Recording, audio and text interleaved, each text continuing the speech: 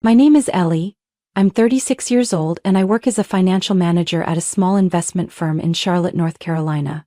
6 years ago, I married Thomas, the man I thought would be my safe harbor for life. Thomas wasn't overly romantic, but he was kind, calm, and always made me feel heard. We weren't perfect, but we made a great team. We lived in a small vintage house in the suburbs. Every morning he made the coffee, I made breakfast. We had our disagreements, sure, but we always worked them out before bed. It was those simple routines that made me feel like the luckiest woman. That is, until Avery, my younger sister, reappeared in my life, bringing with her a storm I never saw coming. Avery is 4 years younger than me. She had been living in Austin with her ex-boyfriend, a flashy, boastful lawyer I never liked. They broke up suddenly, I never got the details. One day she just called, her voice tight and cracking. "I don't have anywhere else to go." I knew Avery wasn't the type to admit defeat easily, so hearing her voice like that made my heart sink. I said right away, "Come home. Stay with Mom and Dad if you want, or we have a spare room." A few days later, Avery rolled her suitcase onto my porch just before midnight. Her eyes were shadowed, her lips pale, and it was obvious she'd been crying the whole drive from Texas to North Carolina. I hugged her tight, hiding the creeping anxiety in my chest. Avery had always been the princess in Mom's eyes. Ballet recitals, expensive lace dresses, her own curling iron in elementary school, she had it all. Me? I was happy with a pair of running shoes and a good book. Dad loved me, but he was soft. And Mom? She never hid her favoritism. Even after all those years apart, I thought time and distance might have softened the past. I wanted to believe that now, as adults, we could start fresh. She stayed with our parents for the first few weeks, but then she started calling me almost every night, complaining about being controlled, saying, "Mom still thinks I'm 17. I understood that feeling. So I brought it up to Thomas. He's an HR manager at a large software company in Uptown. Knowing Avery had a degree in communications, I asked, "Would you mind checking if your company has any roles that might fit her? I don't want her falling further behind." Thomas hesitated but agreed. He'd met Avery a few times during the holidays and used to describe her as sweet but unpredictable. A week later, she landed a job in internal comms. The starting salary wasn't bad. Avery lit up like a kid on Christmas morning, and I breathed a sigh of relief. I thought things were going to be okay. I believed I was doing the right thing, but it turns out I was the one who opened the door and invited the storm in. Things started changing about 2 months after Avery started working at Thomas's company. At first it was little things, private conversations between them. I noticed that whenever I walked into the living room, they'd burst out laughing mid-sentence, then glance at each other like they'd shared something I wasn't meant to hear. When I asked what was funny, Thomas would shrug. "Just work stuff." Avery would beam. "You wouldn't get it, Ellie." I'm not a suspicious person. I trusted my husband. But over time, an unease began creeping in, quiet, cold, and relentless, like water seeping under the floor. One Wednesday afternoon, I got off work earlier than usual. I came in through the back door, an old habit from my college days. The door was already open. The kitchen was silent, but I could hear laughter upstairs. My steps slowed as I recognized the voices. Avery and Thomas. They were talking, and then came laughter. Intimate and oddly warm. I called out, "Thomas?" The footsteps upstairs stopped immediately. A few moments later, Thomas came down, looking calm and casual. "You're home early. Avery and I were working on some slides for Friday's presentation." Avery followed right behind him, still holding her laptop. She smiled like she belonged there. I didn't say much, but I couldn't shake the growing discomfort. A week later, I noticed something strange. I'm a creature of habit. Even the way I make the bed follows a routine. I always fold the blanket neatly with the pillow openings facing the headboard. A tiny habit, but mine. That afternoon, when I walked into our bedroom, I froze. The pillows were off-center. One of the pillowcases was flipped the wrong way. I stared at the bed, heart pounding, trying to reason it out. Maybe I was tired. Maybe Thomas made the bed. I went downstairs and asked, "Did you go into our bedroom today?" Thomas looked up from his phone, startled. "No, why?" The bed was different, the pillows were off. He laughed lightly. "Maybe you were rushing this morning and didn't notice. I didn't touch anything." I didn't push it, but that night, I couldn't sleep. All the little things were adding up. The looks they shared, the cut-off conversations, how Avery seemed to be at my house every time I came home. One day I called Avery during lunch. It rang for a long time, then went to voicemail. I didn't think much of it, until Thomas texted me saying he was out to lunch with coworkers. In the selfie he sent, Avery was right beside him, holding a smoothie and smiling wide. No one said anything wrong, no one crossed a clear line, but I felt like I was slowly being pushed out of my own life, gently, quietly, without a trace. I started coming home earlier, hoping to catch something more concrete than a misaligned pillow, but each time they were there. Smiling, cheerful, discreet. I had no proof, but I knew. Some part of me was screaming, something's not right. Something is happening in your own home, Ellie. And I was still clinging to whatever piece I had left, like gripping a railing in a storm that hadn't fully formed. I never thought I'd have to question the man I chose to marry, but the more I tried to convince myself I was imagining it, the more the truth started showing through, like a crack in glass, small but impossible to ignore. That Friday night, I suggested a weekend getaway to Asheville. It was a place we used to visit after we got married, pine forests and cozy cafes tucked in the mountains. Thomas agreed immediately, even seemed excited, but I had a purpose. I needed to know. I needed an answer. That evening, after a romantic dinner by the lake, we took a walk through the historic district. Thomas held my hand like always, told stories about work, added in a few soft jokes. I listened, but my mind was making a plan. That night, in our rented wooden cabin, after washing up and getting ready for bed, I sat on the edge of the bed and looked at him. "Thomas," I said, voice low but steady, "I need to ask you something. You and Avery. Something's off. I've felt it for a while, but now, I want the truth. Is there something going on between you two?" He stood still for a moment, still buttoning his pajama shirt. I saw his eyes shift, a flash of surprise, then avoidance. "What are you saying, Ellie? You think I'd... with your sister?" I stayed silent, waiting. He stepped closer and then exhaled, a long breath, like he was letting go of everything. His eyes reddened and his voice cracked. "I'm sorry. Ellie, I didn't mean for it to go this far. It started with talking, just talking. Avery really understands me, then things just happened. I couldn't stop it. I don't know how long I sat there. Everything around me froze. The words echoed like they came from another world. Tomas? The man I once trusted more than anyone was now standing in front of me, confessing to a betrayal with my own sister. Was it in our house? I asked, even though part of me already knew the answer. He lowered his head, said nothing. That silence hurt more than any confession. I stood up, grabbed my coat and purse, and walked out of the cabin without looking back. One thought ran through my mind. I couldn't spend another second next to him. I drove back to Charlotte in the middle of the night, the sound of rain tapping on the windshield and my heart pounding in my chest. I don't even remember how I made it home. When I pulled into the driveway, the sun was already rising, and the emptiness inside me had never felt more real. Thomas came back that afternoon in an Uber. He brought a suitcase and eyes full of guilt. I didn't say a word, just walked into the bedroom and closed the door. He packed a few things and left. For good this time. I called a lawyer the next morning. No tears, no dramatic scenes. Just an end. Clear and final. I called my parents too. They already knew. And what took my breath away wasn't Avery's betrayal. It was my mother's response.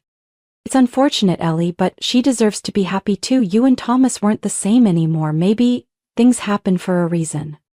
I stayed quiet, then hung up. I didn't need to hear another word. I moved out of the house 3 weeks later, sold everything, erased every trace of a marriage that had died long ago. And I locked every door, not just to Thomas but to Avery, and to a family who thought I could forgive the unforgivable. I used to think no matter what happened, at least my parents would stand by me. But maybe once again I'd been naive to expect loyalty from people who always saw life through Avery's lens. After Thomas left and I filed for divorce, I drove to my parents' house one Saturday afternoon, not to ask them to take my side, just to hear some acknowledgement that I was the one who'd been hurt. But the first thing my mother said when she opened the door was, You look thinner, Ellie. Anyway, you need to learn to let go. That's life. I sat on the couch, my chest tightening. You knew about Avery and Thomas, didn't you? She nodded, like I'd just mentioned some passing afternoon rain. Avery told me once everything was clear. She didn't want to keep it a secret. Thomas admitted to her that he felt lonely in the marriage. It just happened because they both needed someone who understood them. I clenched my fists until my nails nearly dug into my skin. Did you just say understood each other? I'm not saying you were wrong, Ellie. But don't rush to judge. Avery deserves love too. You know she was hurt badly in her last relationship. I stood up, the room suddenly felt freezing. My dad sat in the corner, eyes glued to the TV. I asked, "What about you, Dad? What do you think?" He just shrugged. I don't like it, but it happened. No point staying angry forever. I don't remember how I walked out of that house. Just that on the drive home, I was numb. Childhood memories came flooding back, being grounded for coming home late while Avery got a pass, driving an old car while Avery got a brand new SUV, because she needed the safety. All of it came together now like a puzzle, and I was the missing piece. A few days later, while sipping morning coffee in my new apartment, I got a notification on my phone. A friend had sent me a link to Avery's profile. I hesitated, then clicked. At the top of the page was a photo. Avery in a floral dress, standing in a field of tall grass. Thomas hugging her from behind, kissing her cheek. The caption read, "Peace is being loved the right way." I stared at the screen, numb. It wasn't the image that hit me, I had expected it. It was the fact she had tagged me in the post. No apology, no explanation, just a short note. "Hope you'll understand someday. I've always loved you, sis." I didn't reply. I exhaled long and slow, then deleted the app. I had no reason to see anything from the person who stole my life and flaunted it like a trophy. That afternoon, I blocked Avery's number. Then my mother's, then my father's. No more tears, no more hope. I transferred all my savings into a new bank account under my name only. The apartment wasn't where I planned to stay forever, but at least it didn't carry the scent of betrayal. I also changed my phone number and erased my old address from everything. From that moment on, I was no longer Avery's sister or Thomas's ex-wife.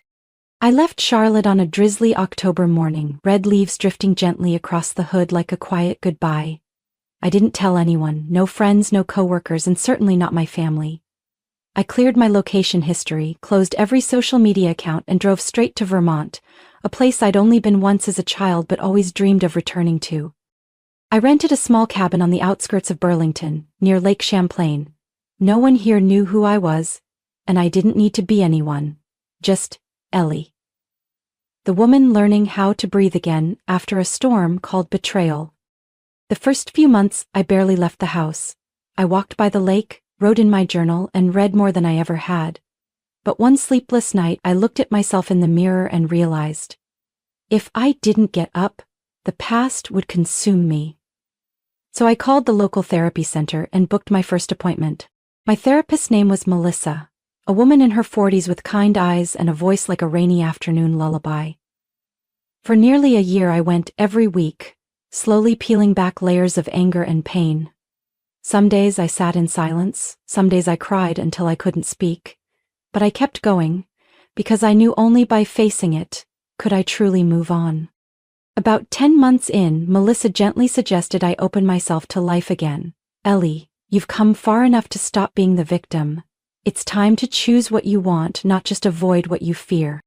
I listened. I started taking part-time office management gigs.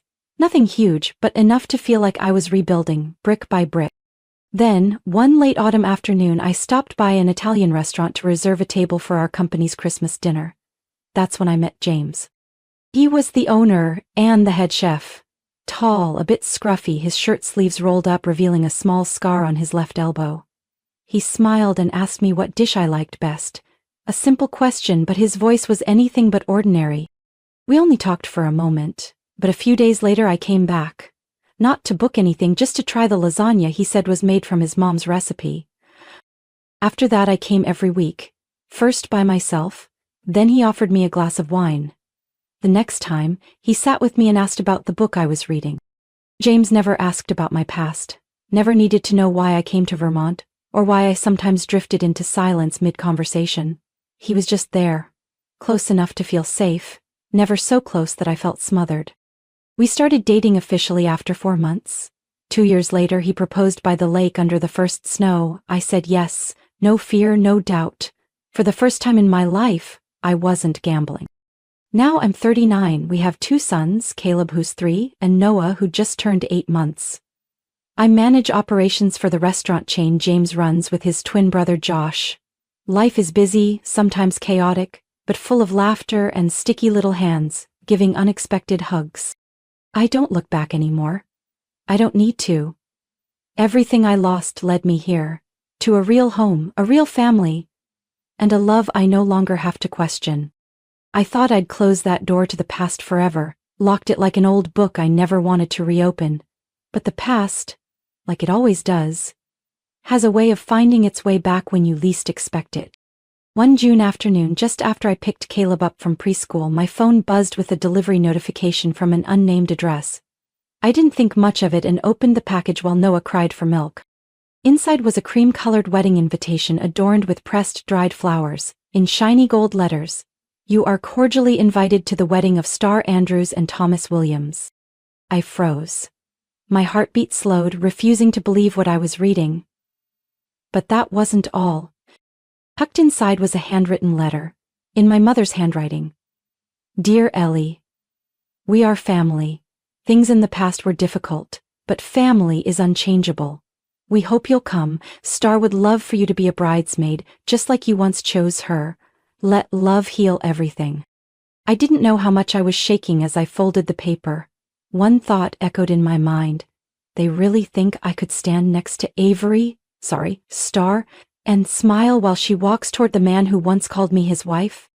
I didn't reply. I shredded the invitation and threw it in the trash. As for the letter, I folded it neatly and burned it in the fireplace that night, just to be sure nothing remained. I thought that was the end. It wasn't. 2 weeks later, while prepping dinner at the restaurant with James, the manager pulled me aside with an awkward look. Ellie?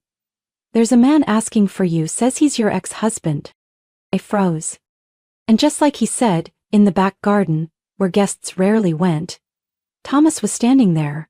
White shirt, loose tie, hair too neatly brushed but still messy in that unnatural way. His eyes were red, like he'd been driving all night. Ellie, he started when he saw me. I don't know where to begin.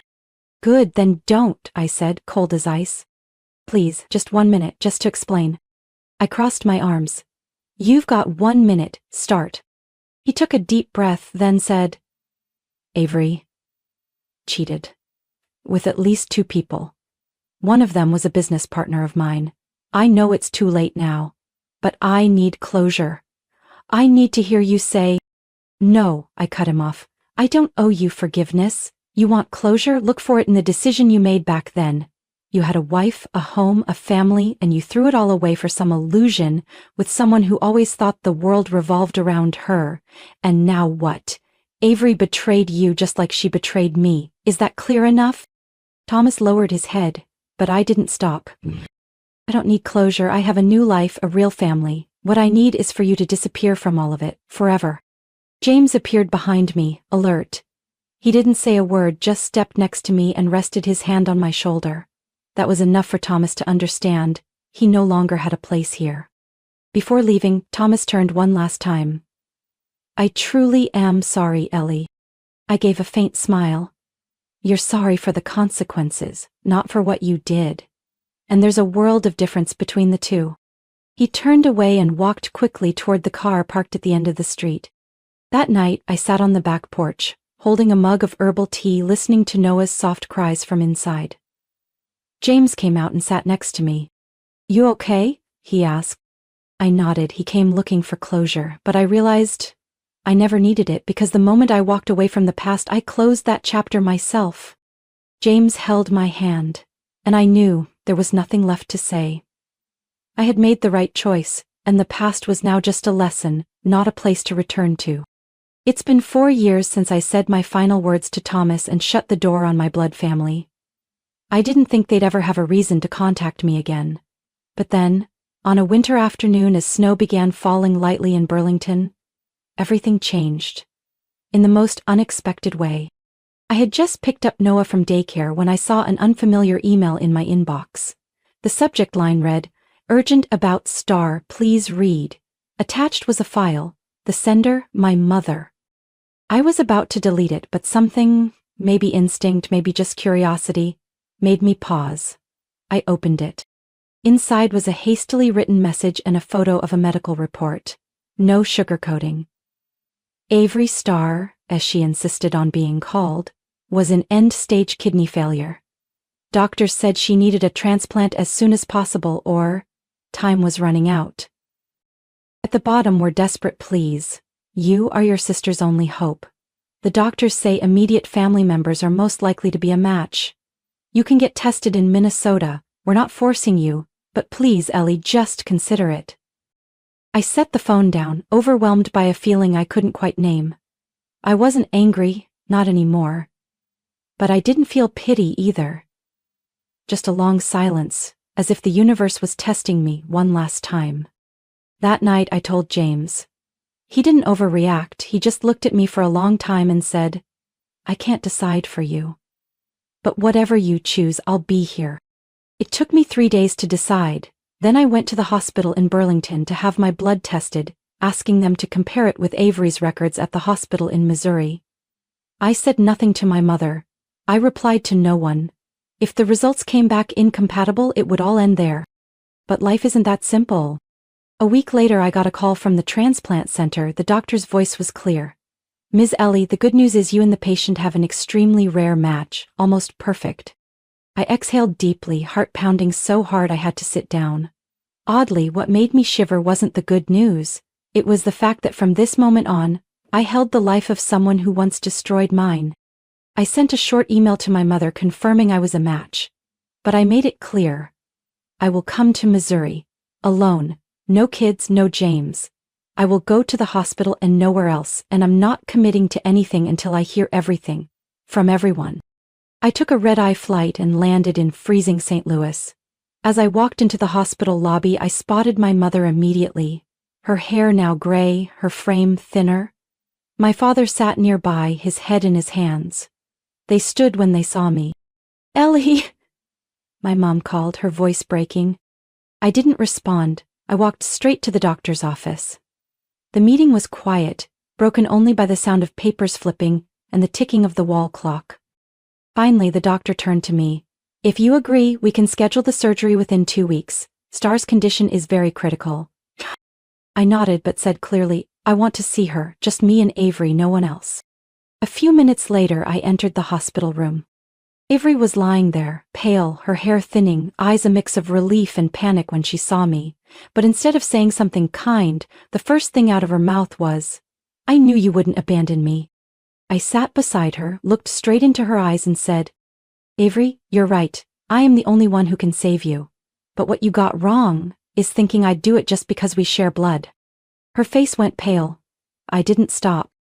"You took my husband, shattered my trust, then flaunted the betrayal. This entire family stayed silent while it happened, and now they come back only because they need me. No real apology, no acknowledgement of what was done."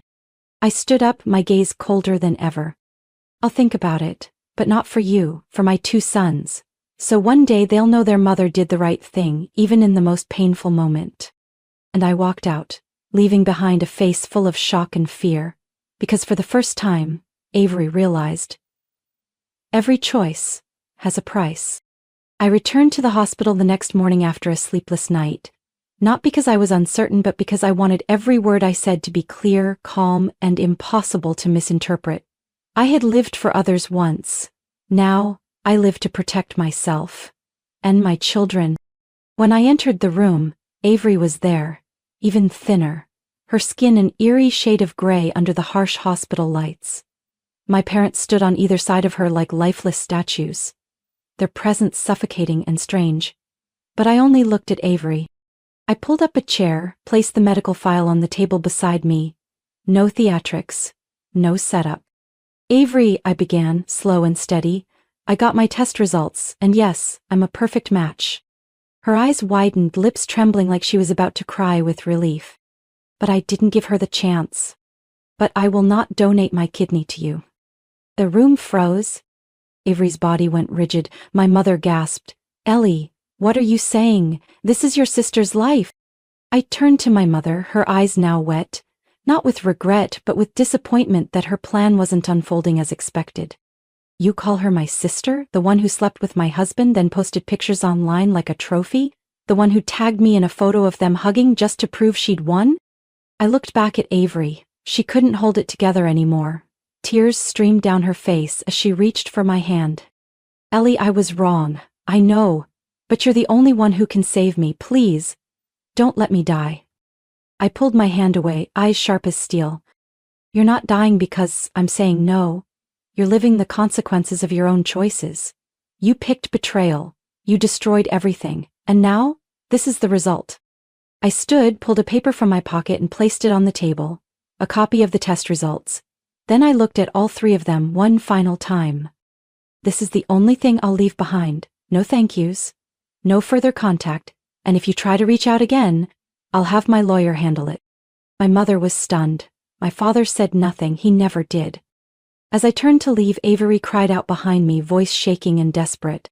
Ellie, how can you live with this decision? I didn't stop, didn't turn around, just answered calmly. Easily, because for the first time in my life I chose myself. That night, I returned to Burlington, into the arms of James and our two boys. Caleb ran to hug me like I'd come home from some epic adventure, and Noah smiled wide, waving his little hands in the air. I told James everything. He didn't ask if I regretted it, he just held me for a long time, and said, I'm proud of you, truly. I know some people might say I was too harsh, that I let someone die, but they haven't lived my story. They weren't betrayed, they weren't pushed out by their own blood. They didn't have to rebuild from nothing, with a shattered heart and barely a thread of hope. I didn't choose Avery's ending, she wrote it herself, page by page. And I chose to start a new book, with James, with my children, with the peace I've fought for years to find. And I know, if anyone ever asks me if I have regrets, the answer will always be, no. My story isn't just about escaping betrayal, it's about reclaiming self-worth from a wreckage that once seemed beyond repair. I used to think I needed my family to survive until they turned their backs and I stood tall anyway. Now, I'm not the woman who was betrayed by her husband and sister. I'm a mother, a wife, a woman who chose her own peace and lives it fully, every single day. Do you think Ellie was too harsh? Or was she finally doing what she deserved to do to protect herself? Share your thoughts below. And don't forget to follow the channel for more real-life stories and powerful lessons about family.